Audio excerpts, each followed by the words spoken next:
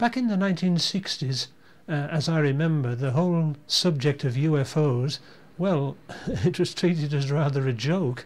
I remember a song was recorded about men in a flying saucer, and the whole thing was treated very lightly. And personally, I think for myself it would have stayed that way, but had it not been for an incident that occurred in February of 1964, when I saw something that at the time we couldn't explain, and it's never been explained even now, and that's nearly 50 years later. In those days I lived at Woodside Farm, Winful, and one evening, unfortunately in a way, I was on my own. My parents had gone to town, and everything was as normal. It was a dark February night, until I heard the dog howling out in the yard. And this was the start of the whole incident. The dog howling in itself was unusual, as it very rarely did that, so I went to the back door thinking that perhaps some of the stock had burst out of a loose box and were maybe wandering around, and the dog had raised the alarm. Everything was quiet, everything was normal, and I was about to go back inside, and I glanced up over a low roof that made up one side of our yard, and above it you could see the tops of the apple trees, in daylight anyway. But this particular night the tops of the apple trees were visible because they were lit up with a blue light, and I thought, well, this is really strange. I'd never seen that before.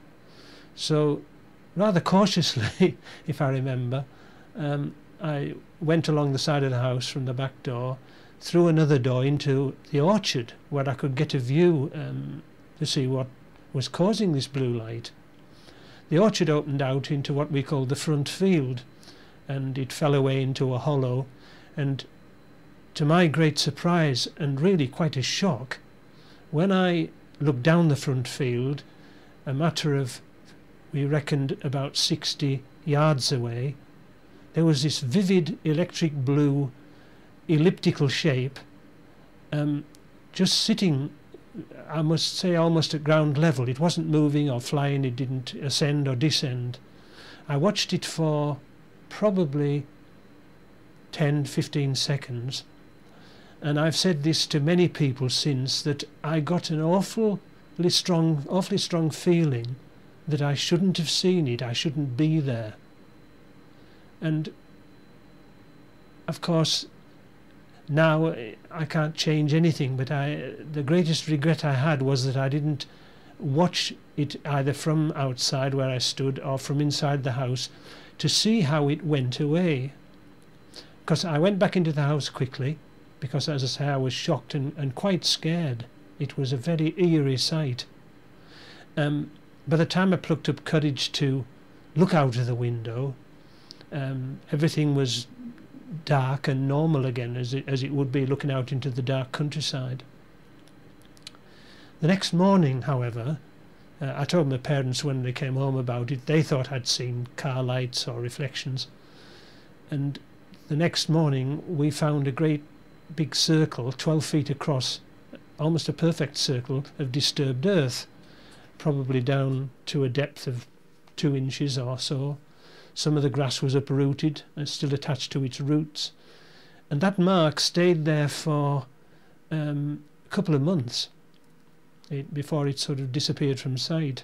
There was no burning, and apart from my father and myself and a neighbour and the rector, Reverend Burberry was then, we were the only people that ever saw and went and examined it. This reconstruction shows the area of that front field where the light appeared. Now I've made the field darker to try and represent night time, although it was actually slightly darker than this in reality. And this blue light that you see coming down is roughly as near as I could get to reconstruct how it looked to me.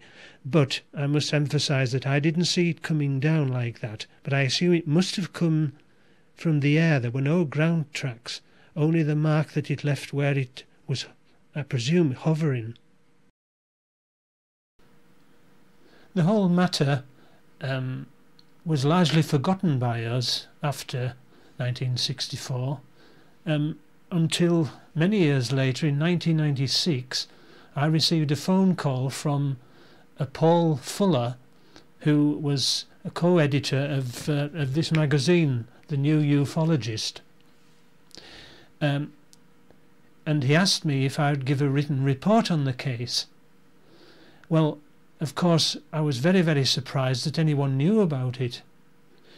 Unknown to me at the time, the Reverend Burberry had sent a letter to the National Physical Laboratory at Teddington describing what he'd seen on his examination of the circle, etc.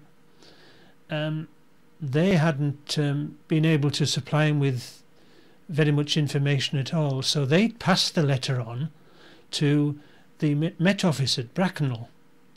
So that's from the Physical Laboratory to the Met Office. Again, the Met Office, they said it wasn't a meteorological problem or a meteorological subject, so they in turn passed it on to a Ministry of Defence office called S4, who were responsible for looking into sightings. They seemed to make a big joke of it. They didn't treat it very seriously at all.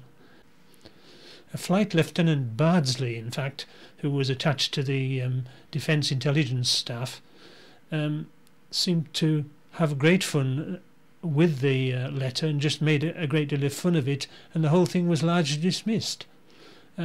These were the people that were supposed to be looking into reports from the public and treating them seriously. And how did all this come to light? Well, it was thanks to a person called Nick Redfern, who was looking through the archives at Kew. A lot of things become declassified after 30 years, and Nick Redfern had found a file on UFO reports from 1963-64, and this is where the report was lodged, that had come from the information in Burberry's letter. But I'd like to stress again that just because of the way it was disregarded and treated with contempt, really, by the likes of Flight Lieutenant Bardsley, will probably have no idea what I saw that night in February.